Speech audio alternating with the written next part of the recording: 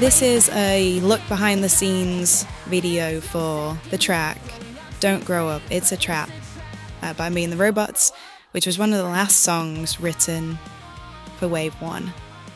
And the name actually comes from a t-shirt that I saw once. So I think I saw a little dinosaur with a speech bubble saying, "Don't grow up, it's a trap." That t-shirt doesn't exist, and it definitely should be made. But I remember thinking, that's a cool name for a song. What could it be about? Oh, it could be about, just wishing that you were older than you were and being able to do things that adults can do. And you're this kid or teenager just wishing your life away, thinking, one day I'll be able to do this, one day I'll do that. Oh, I wish it was the weekend. I wish it was Christmas in 6 months' time, whatever it is. And I thought it would be a cool topic to write about, because in some ways you might be doing that now and you might be thinking that, but it could also be a look back at a time when you wish you'd made the most of what you had, and kind of wishing that you could either change that or tell other people to make the most of what they have. So it started with this first section on, I think, a Fender Strat, and we kind of mix it down with some other sounds, some effects. It sounds like this.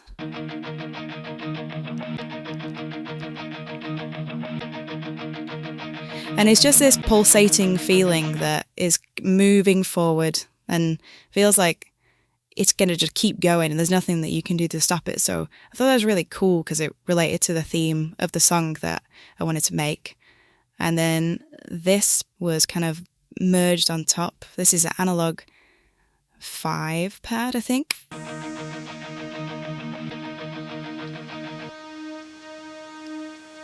So that's actually what starts the song at the beginning. And yeah, analog 5, probably one of my favorite, if not the only synth that I need. It's really a collection of all the Arturia synths in here, but this was the one that I used, the dream come true, on this on this track. They've always got really nice names, like Ocean Floor or something like that. So that was mixed down into this track here. Probably the most signature Me and the Robot sound, which is from EFX Fragments, which is another Arturia plugin. And you can see it just whirling away here. It kind of creates this like whooshing and crackly and artifact sound that it's just random and unpredictable. You can see down here it's just moving around this dot. And so you don't really know what it's going to do, but you know that it'll never do the same thing twice if somebody else uses it. So I think it really gives it a lot of depth and interest behind some of these sounds. So this is what it sounds like when it was mixed down.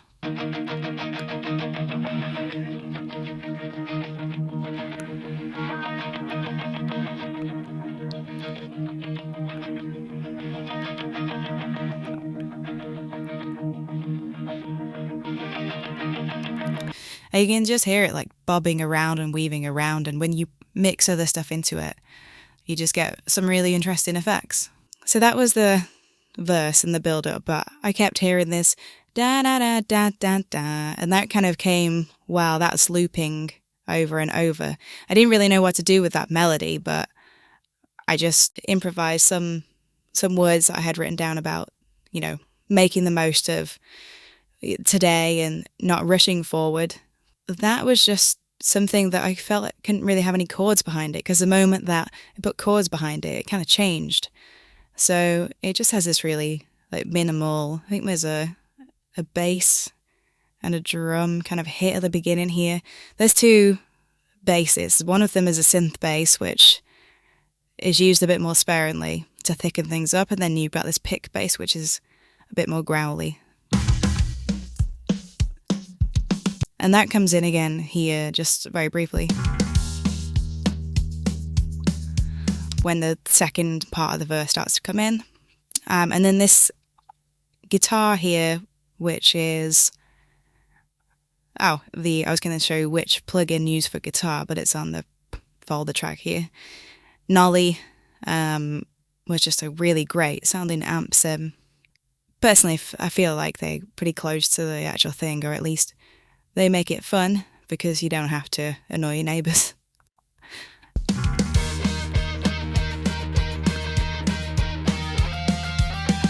And this was just one take. It was the first thing that came to mind.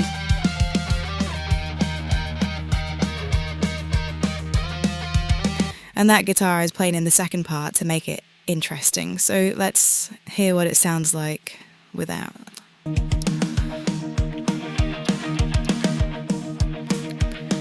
And then when we hit second verse here, that's where that pick bass comes in.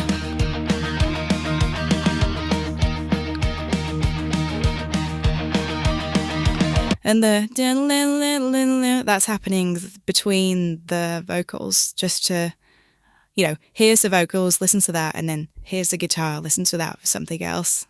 I was free. Oh, wrong bit. Fast. The future's calling, but it won't last. Don't let. So that builds up. You've obviously got the whirly, you know, eighth notes coming in here, and then the second part of the verse picks up with a growly bass, and there's kind of like this guitar is just going all over the place. Basically means lack of chords in the verse. Then the chorus I did have initially, I put in the chorus, and they sound like this with these big guitars coming in here.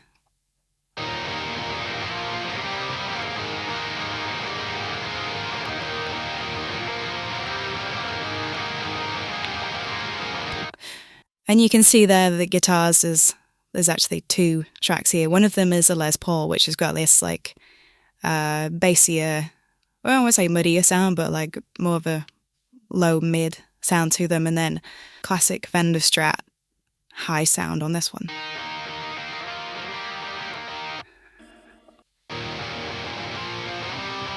Yeah, there's more like beef in this one and more shine in this one. But together, they just really stack up to make a nice sound.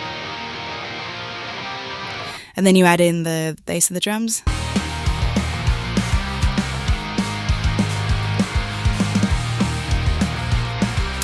But the real magic is where the synth come in. And obviously this is a load of stuff layered up together and then applied that FX Fragments plugin that I was showing earlier. But you just get something a lot more interesting.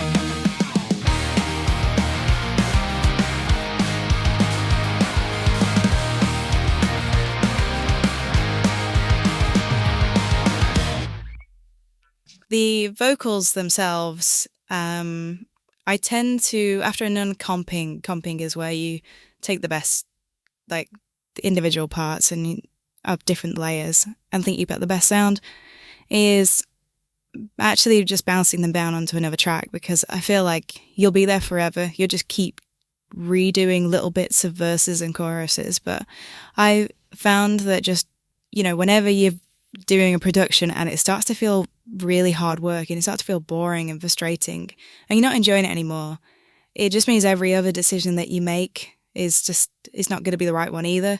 So sometimes you just play the guitar part and it, you know, it feels quite loose and quite just in the moment. Just keep it and move on, because you'll finish more songs, you'll finish more recordings, you'll have more fun recording it. And that's what I tend to do here. So even though your part of your brain just wants it to be perfect and you to do it again and again, I find if you just bounce them down on separate tracks, then you can just move forward and think of better ideas. But before I did bounce it down, you've got like a standard auto tune on the track, quite high for that like robot sound, and another Arturia plug-in here. This is a 73. Adds a little bit of distortion. We got some compression from UADs and also Little Altar Boy. I love the robot sound on here, and it's got a bit of drive and it's mixed in. And I like to change the form and the pitch a bit, because it makes, you know, song to song feel a little bit different. Especially when you have got this heavy tune sound on it. But eventually when it's bounced out, I also like to add reverb and delays as their own channels. So you can just turn the volume up on those to make them sound really big, and that sounds like this in the chorus. Yeah. Oh, let's just hear the vocals on their own. Yeah. No matter matter what you have, don't raise the hand, you can't go back. There is no second lap. Growing up seems great, but it's a trap. So again, not perfect, but I think you've always got to think about what it sounds like in the mix as well. So if it sounds good, No matter what you have, don't raise the hand. with everything else, and it's the right thing to do. You just got to keep moving on. So after the chorus, we got this other riff section as well. But it was a real challenge of what to do in the third and fourth verse technically here. But we've already built up from something quite minimal. We've come into the chorus, which is really big. And that big anthem that's about, I think it was the first part of the song that I wrote, which was, no matter what you have, you can't go back. It was kind of stuck with me. And I like the idea that there's no second lap, because it's like, some people kind of think you've got one life, but you just live it however you want without really thinking about it, because you'll do the stuff you actually want to do later, but there isn't a later. We don't know what's in store for us, and a second lap certainly is not like we get to do a do-over, so. Climbing higher, but I feel the cost. So in this third and fourth verse, it was tricky because the bass had been introduced, so that's already doing its picky stuff. It didn't feel right to drop the drums at this point. They needed to keep going. And the loop and the synths and things, I wanted that pulse to come back in, because we just had a skip from them not being in from the chorus.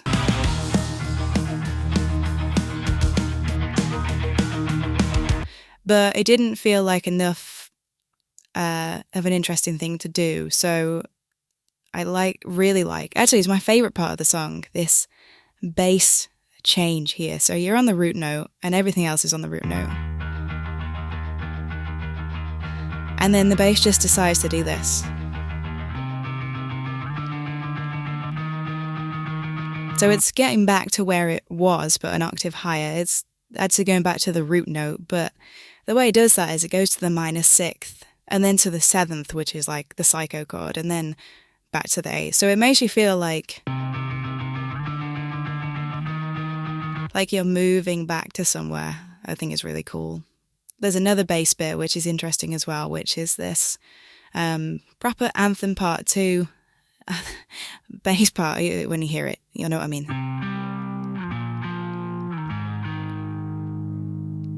And it's good because you've just had one note constantly, that pulse going on.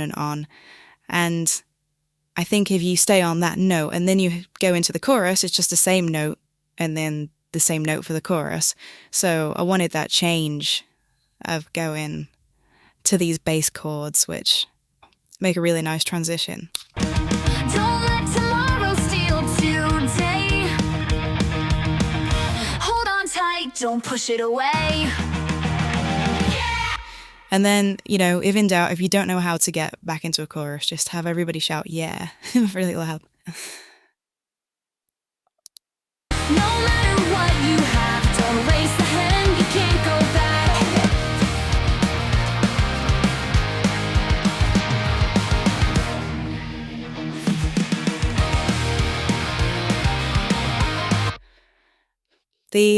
The bridge was a lot of fun to do, because with a song that's in E flat, if you drop your low string down half a semitone, then you've got a lower version of E flat. And so it sounds quite aggressive and quite angry. And then along with the pick bass, you've got...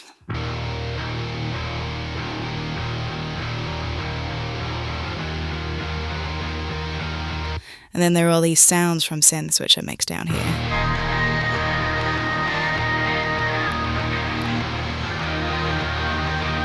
Along with random screaming as well. That was a lot of fun. And then once we finish with that, we go back into the chorus. And the chorus times 2 is always a good way to play out the end of a song. But the outro was interesting because originally coming up with melodies and things, and it had that line that da da da da da da. But I think a few times I played it on piano and different instruments and mixed them down. It sounded like this.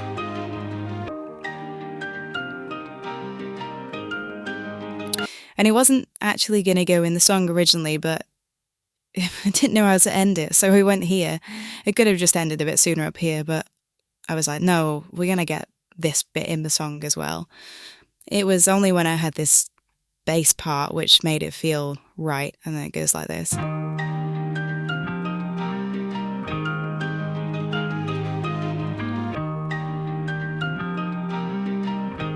And that fades out on the actual master, but it doesn't here.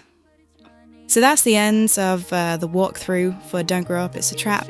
I hope you enjoyed it. If you're still here, that must mean that you stuck around to the end. So thank you for all your support in everything that me and the robots do. It means the world. Thank you. No matter what you have, don't race ahead. You can't go